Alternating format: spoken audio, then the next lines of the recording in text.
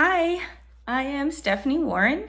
A little bit about myself. I'm 36, and I'm a mother of one human and 15 animals.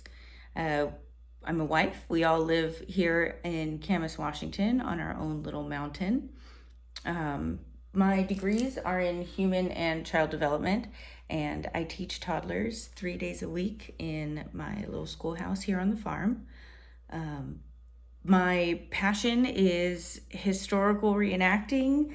I'm a member of the SCA, and I really enjoy doing historical living experiences.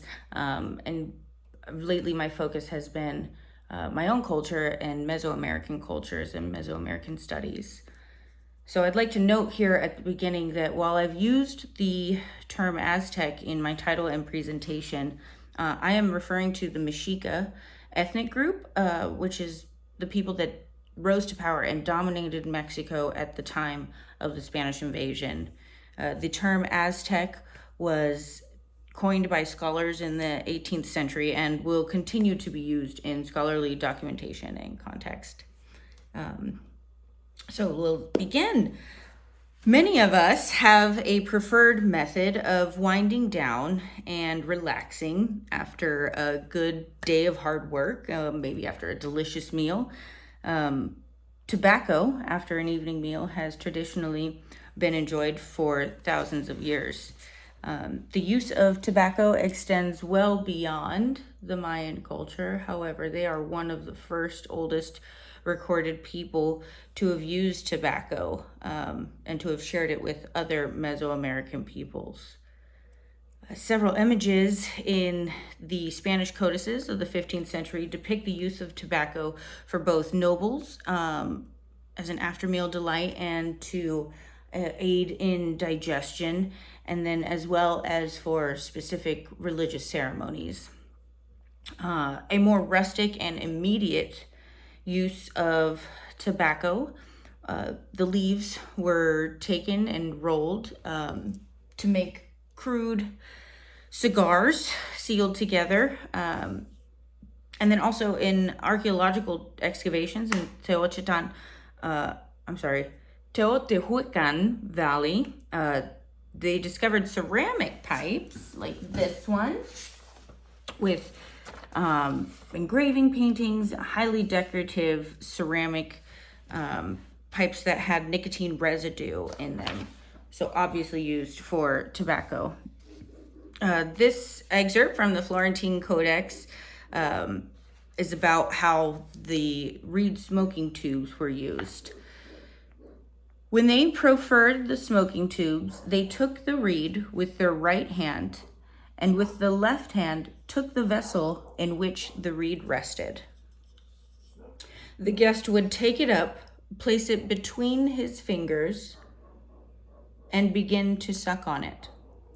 The tube was given and taken in the same way in which darts are thrown in battle. So here is the one that I made, which I will describe here. The construction of reed smoking pipes was described by one of the Spaniard priests in the Florentine Codex. And he says that a person would cut the reed and remove the leaves, cleaning it thoroughly, grind up the charcoal with which to line the reeds, then paint some and gild others. The painting work on some is hidden and only appears when they begin to burn. There are lots of kinds of these tubes. The description of some being more ornate than others definitely gives evidence that specific pipes were being used ceremonially or only by people who had the ability to use them. The reason why I decided to make one was to create an immersive experience at a upcoming SCA event. So doing research on the species of common reed that were available to them, what is available to me in the Pacific Northwest has far more moisture and the stalks are not as wide, much more narrow stalk. So my first attempt working with reeds was just some that I found on a walk in Oregon, and I was mostly curious. Found them to be pretty flimsy, and I did not, while exploring it, I did not see how one would use it to smoke tobacco, to stuff tobacco in and then smoke tobacco with it. So for this project, I went on the internet and, of course, was able to find and source common reed that had been cut and sanded and shaped. And I found a couple of pieces and had those sent to me. Based on the images drawn by the Spanish priests. So this reed is definitely narrower than what is depicted here, or what was probably commonly available to the Mexica at that time.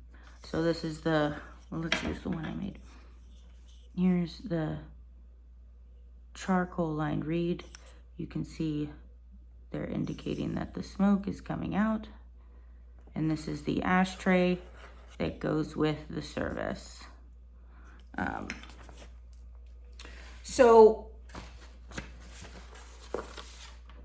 Using charred oak, I coated this end. I used oak because oak was available to the Mexica and was around the Oaxaca Valley.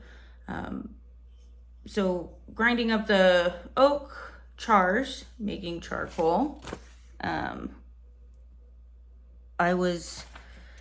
I used heat, fire as well, and just kept layering on the charcoal until the inside of the reed tube was also lined with charcoal.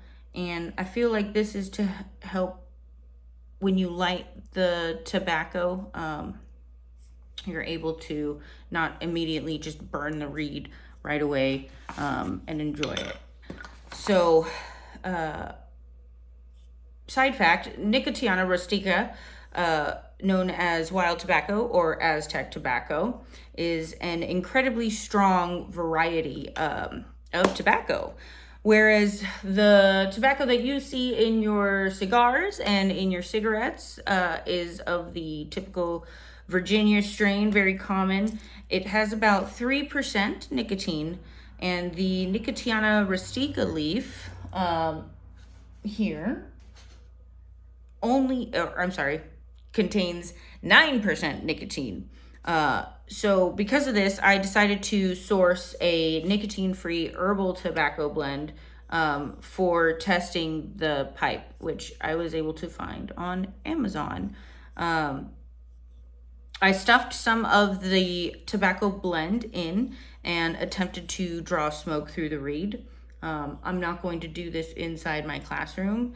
I'm also no longer a smoker, so it works. The amount of smoke that flows through is significant.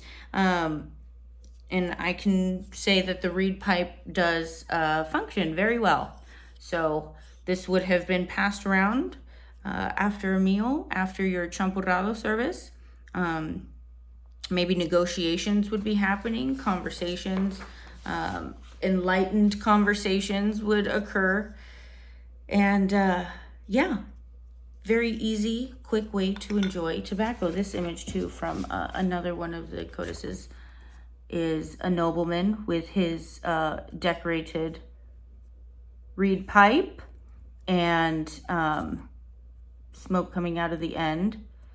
So tobacco was burned like incense as well during ceremonies for reasons such as protection or achieving a cleansed and enlightened environment or space to cleanse participants in the ceremony.